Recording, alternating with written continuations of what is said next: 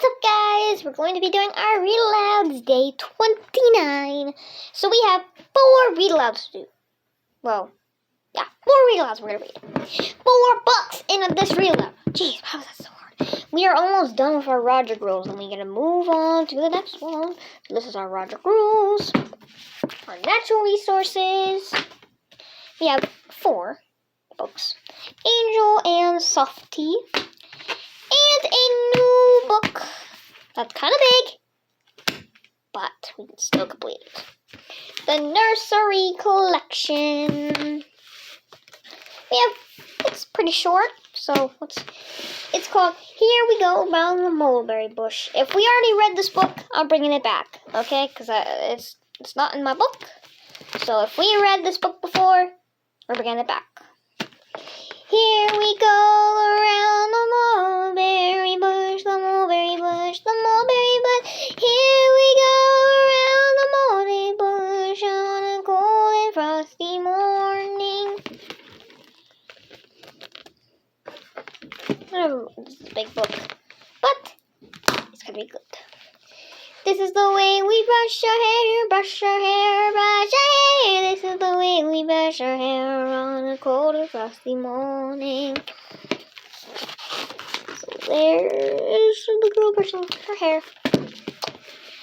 This is the way we clap our hands, clap our hands, clap our hands on a cold and frosty morning. I know I read that wrong, but there they are clapping.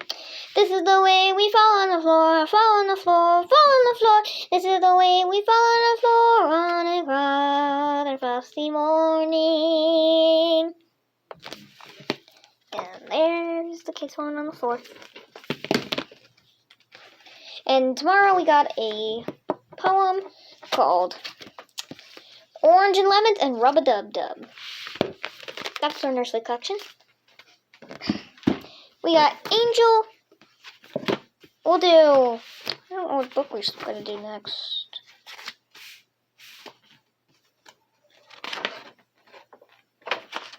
You know what? There's chapters on this one. A Short History of a Special Plant by Laura McDonald. Today, corn is the largest crop grown in the United States. Most years, American farmers produce more than $60 billion worth of corn? Jeez.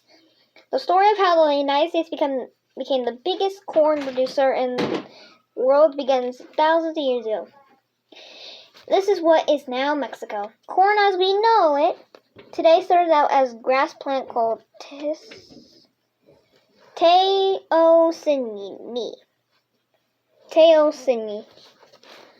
More than 5,000 years ago, Native Americans in Mexico developed Teosini into maize or corn. Teosini has only 5 to 12 kernels on each ear, while modern corn has hundreds of kernels. Maize spread through North, Central, and South America and became a major part of the Native American diet. Maize was an important crop to the first peoples of Central and North America. Most people use every part of the corn. They use the stalks for roofs. The cobs were used for fuel. They used silk to fill beds. They braided the husks to make mats, beds, baskets, and dolls. The kernels were ground into corn meal for cooking and baking. So you can use corn for a lot of things. Native Americans began cultivating corn more than 5,000 years ago. So there's a little picture. So the next chapter is early civilization. So that was pretty quick. Natural resources. Now we're going to read Roger rules. So last time we read our Roger rules, we read about how Rolly's sleepover went horrible. So you guys can go see that. Day 28 is when we read it. Today's Saturday in the world. I woke up this morning. I went down to the kitchen, but one look at Mom's face told me that Manny sold me out. So if you guys remember the sleepover, day 28. Manny told Mom everything. He even told her about our horror movies. Now, don't ask me how he knew about that. Mom made me call Rolly to apologize, but then she made me talk to his parents and apologize to them too. So I don't think I'm going to get invited back over to Rolly's house anytime soon. Then Mom got on the phone with Mrs. Jefferson and said Rolly's big toe was broken and that he needed to stay off it for a week? Jeez. Then Mrs. Jefferson said Rolly is heartbroken because this means he'll have to miss the talent show tryouts, and he's been practicing this magic act with Scotty Douglas all week. So they're on the phone. Oh, I would have been upset. I would have been, oof. So Mom told Mrs. Jefferson that I would be happy to fill in for Rolly at the tryouts. I started tugging at Mom's sleeve to let her know that was a terrible idea, but of course she just ignored me. I got a hangnail. After Mom got off the phone, I told her the last thing I needed at school is to be out stage doing magic tricks with a kid who was in pull-ups a year ago. But Mom made me go through it with it anyways. She took me down to Scotty's house and explained the situation to his mother. So now there was no way of getting out of this. So they're at Scotty's house.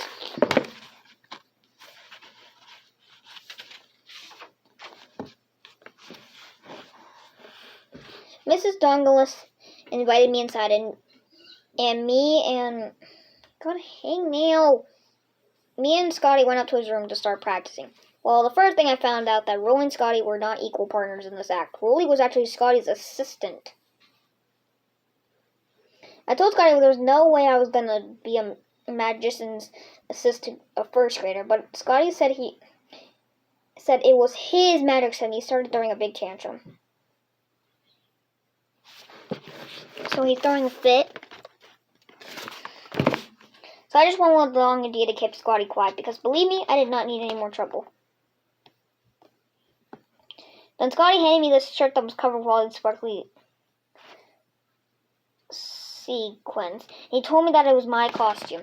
It looked like something Grandma would wear to bingo. I told Scotty maybe I could wear something cooler like a leather jacket, but he said that wouldn't be magic enough. Anyway, it turns out all I have to do for the act is hand Scotty a prop every once in a while. So maybe it was going to be, maybe it really isn't going to be that bad. All that bad. But ask me how I feel again if we have to perform on stage in front of 500 people instead of Scotty's baby sister. And for my next trick, there's his baby sister right there. Tomorrow or today, because I had 4 read alouds missed. Well, 3, including today's. So tomorrow is Sunday. Well, in Gregory's world, it's Sunday. So we're almost done with this book. Like, look at that right there.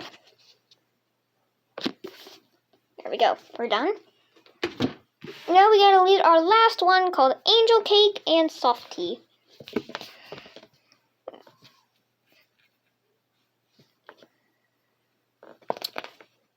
I don't know who this is by though.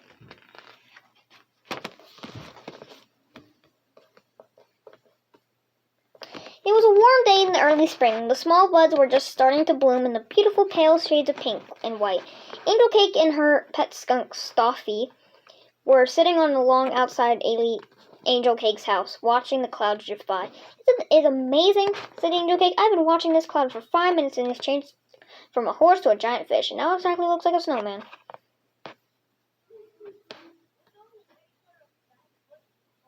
Her little friend, Sophie, just lay there on his back and gazed up at the sky dreamily. So my mom had this book when she was a kid, so I think so. Oh yeah, look at this pretty picture. I know that the author did not draw that. That is very pretty. Oh, maybe she did. We'll never know. Suddenly, Angel Cake jumped up and exclaimed, I just had the most super terrific idea I can ever remember having. Said, it's such a perfect day, why don't we go for a walk in the woods? I'm sure strawberry shortcake. Oh, so that's this like show. And huckleberry pie would like to come along too. Not bad, thought Stofel. I could use a bit of an exercise myself. You wait here while I go get the others, shouted Angel Cake as she dashed off down the path towards Strawberry's house. So there's a nice tree. In a couple minutes, Angel Cake was on Strawberry Shortcake's front porch. A walk in the woods sounds like a delicious idea to me, said Strawberry. Soon, Angel Cake, Sophie, Skunk, Strawberry Shortcake, and Huckleberry Pie were on their way to the tree. They followed on the road that led towards Sunflower Market until they reached a bend in the road. From that point on, a small path led around the side of the Sunday Mountain into the thick green woods.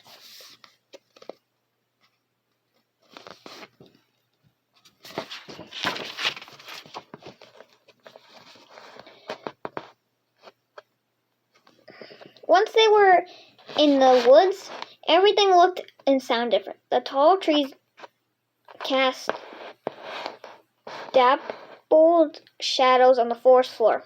It was quiet. The only sounds they heard were the birds fly high overhead and the whistle of the wind through the branches. Now the path had almost disappeared into the tangle of bushes and trees. The Strawberry Kids made their way through the woods carefully. We should be very quiet. We don't want to disturb anybody, said Soulful Skunk. After all, we were just visitors, but there were lots of animals who live here. For them, the woods are home sweet home. I love these drawings. These are so cute. And look at another picture that somebody drew. I don't remember who had this book. I think my mom had this book. I don't know, but her drawings are pretty good.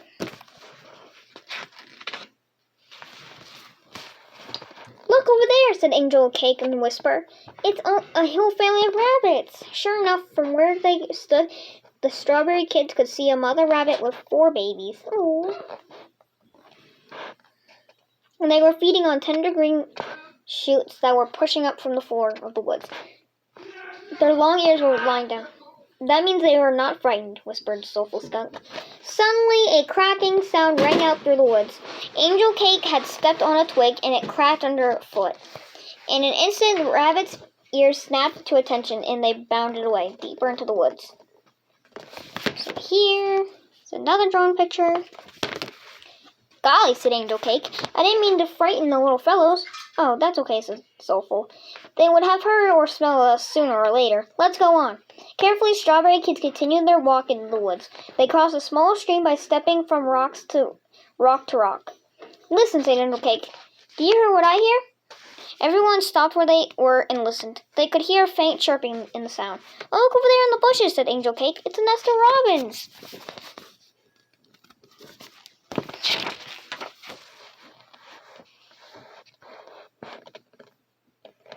The Strawberry Kids tiptoed over to the nest and looked inside. There were 3 tiny baby birds. They were sticking their little heads up out of the nest with their mouths wide open. Gosh, they must be hungry, said Angel Cake. Suddenly they heard an angry squawking from a nearby tree branch. There on a limb was the mother robin. She was not pleased at all to see visitors so close to her nest. I think she wants us to leave now, said Soulful Skunk. She's very protective over her babies, so the Strawberry Kids continued on their way, leaving the birds in peace. Oh, here's another drawing. These are so pretty. I love it. When they reached a clearing in the woods, the Strawberry Kids stopped and stared in amazement. There, gazing over the green grass, was a mother deer, called a doe, and her baby, called a fawn. They were a beautiful shade of brown with white spots and a fluffy white tail. Having learned from their experiences that day, the Strawberry Kids stepped back into the shadows so as not to frighten the deer. From that point, they watched in the wonder as the mother deer and her baby ate and played in the forest clearing. By now it was afternoon. The Strawberry Kids had wandered far from the path and they had been following. When they started back home, they made a startling discovery. They were lost. How silly of us, said Angel Cake. We should have been more careful. But I'm sure I remember which way we came from. It was, well, I don't know. Gosh, I hope we can find our way out of here. I'm sure we wouldn't have to spend the night in the woods, said Strawberry Shortcake. I'll bet I know someone who can help, said Angel. Cake. We forgot who was with us, who was born in the woods. Is the skunk gonna help him? Yeah. Soulful Skunk stood proudly by Angel Cake.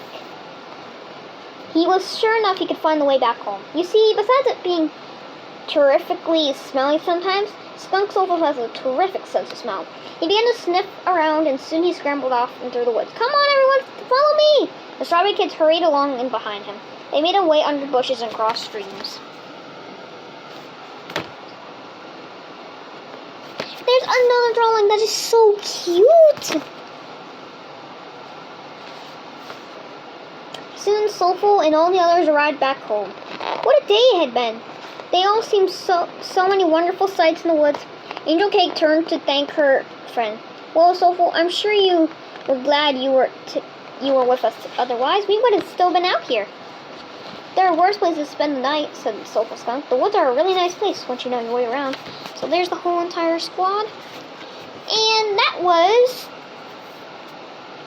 Strawberry Shortcake presents Angel Cake and Soulful. So I don't know what to draw. See the pictures, hear the story, and read the book. So I don't know.